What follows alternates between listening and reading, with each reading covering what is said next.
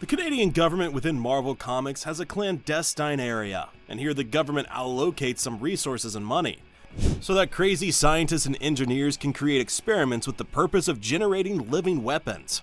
Weapons that the Canadian government would obviously control illegally and clandestinely. The Weapon X project frequently captures some mutants and experiments on them to enhance their powers, and also brainwash them to control them. Or they take normal humans and conduct experiments to give these humans superhuman abilities.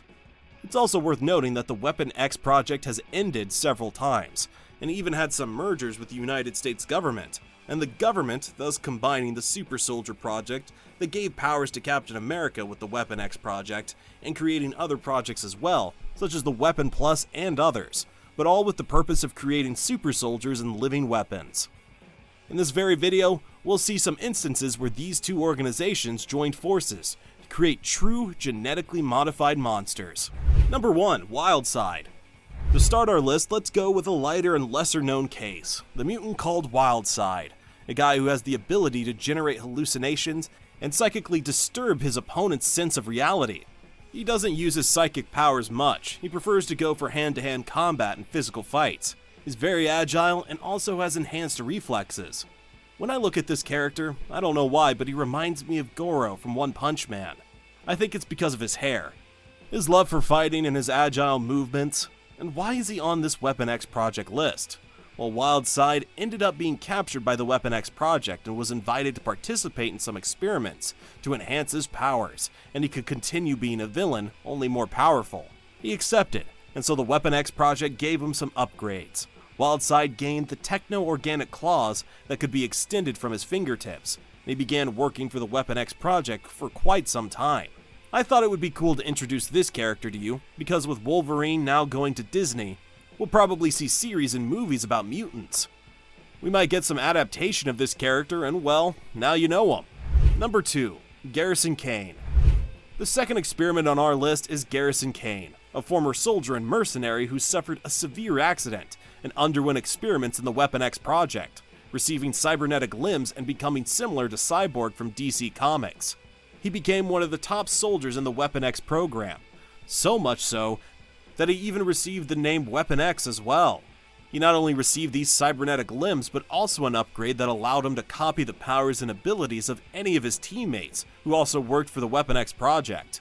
He thus has superhuman strength, greater physical endurance than normal humans, enhanced reflexes, the ability to launch his cybernetic parts like missiles and control them mentally, and he can also fire energy, lasers, and electricity, and even deploy an energy shield. He has super hearing and vision, and those powers to copy other abilities that I mentioned. For example, he could look at Iceman and remodel his configurations and genetic material to create a freezing or fire weapon, and so on. It's worth noting that he couldn't copy all mutant powers. Number 3. Wolverine. Let's go to a well-known character, and then I'll go back to a lesser-known one. So number 3 is Wolverine.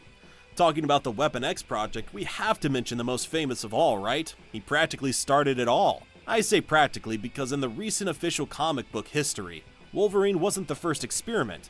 The first was Weapon 1. Wolverine ended up being the 10th experiment, which is why he became known as Weapon X, with the X standing for 10. Throughout the videos I make about experiments, you'll hear about Weapons 1, 2, and 3, and so on. But back to Wolverine. His story is well known as one of the most successful examples of experiments in the history of the Weapon X project. He was already a mutant with a healing factor, enhanced senses, a longer lifespan, and bone claws. But the Weapon X project took him in and turned him into an indestructible weapon by bonding adamantium to his entire skeleton.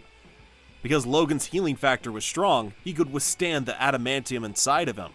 But with many modification to Wolverine's memory and brainwashing, he became a feral and savage weapon.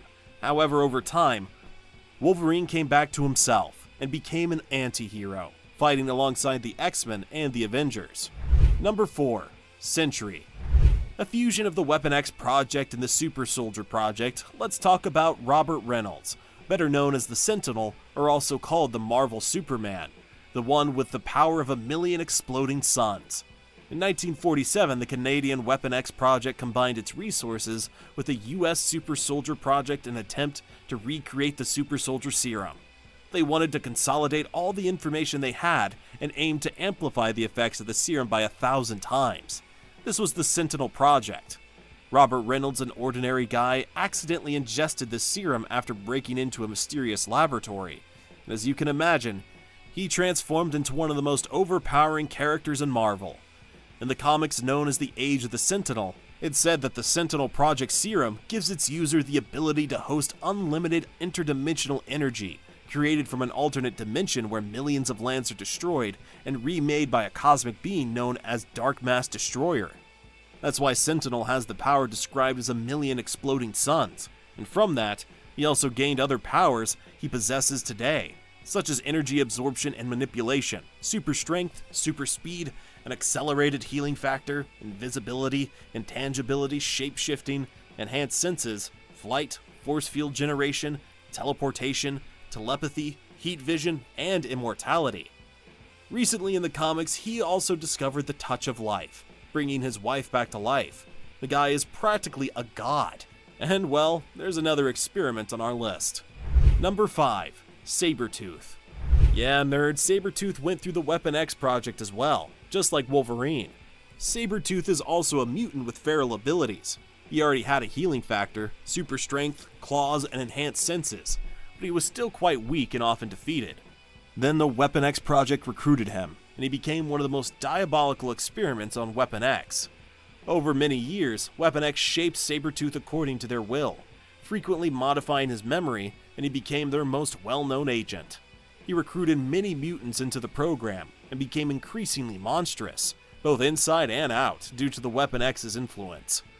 Initially, Sabertooth had a weak healing factor, but nowadays it rivals Wolverine healing factor thanks to the Weapon X experiments. Not to mention, Sabertooth also gained adamantium to his sharp claws, at the tips of his fingers, and in his skeleton. However, in some stories, it seems he no longer has this adamantium, while in others he does. It's a bit confusing. But in most of the stories I've read, he did have adamantium, and all of this was granted by the Weapon X project. Number 6. Medulla. The mutant who inspired the creation of Spike in the famous X-Men Evolution animation has the ability to project her bones through her skin, sometimes forming an armor around her body, even when she doesn't intend to. She was trained by Wolverine and was part of the X-Men.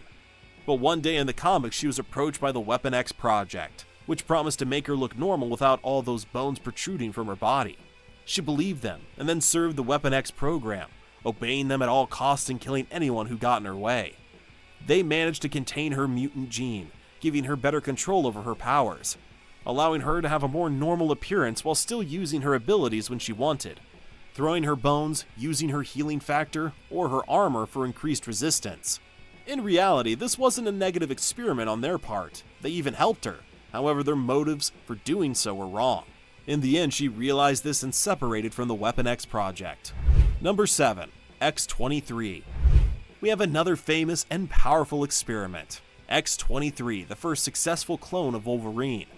After Wolverine abandoned them, they spent years studying the DNA extracted from him. They began experimenting with this DNA and conducted various tests, aiming to create a Wolverine that belonged to them and obeyed all their commands, a weapon without restraint. After many failed attempts to create a male clone, they decided to try with a female, resulting in X-23. She turned out to be more lethal than anyone could have anticipated.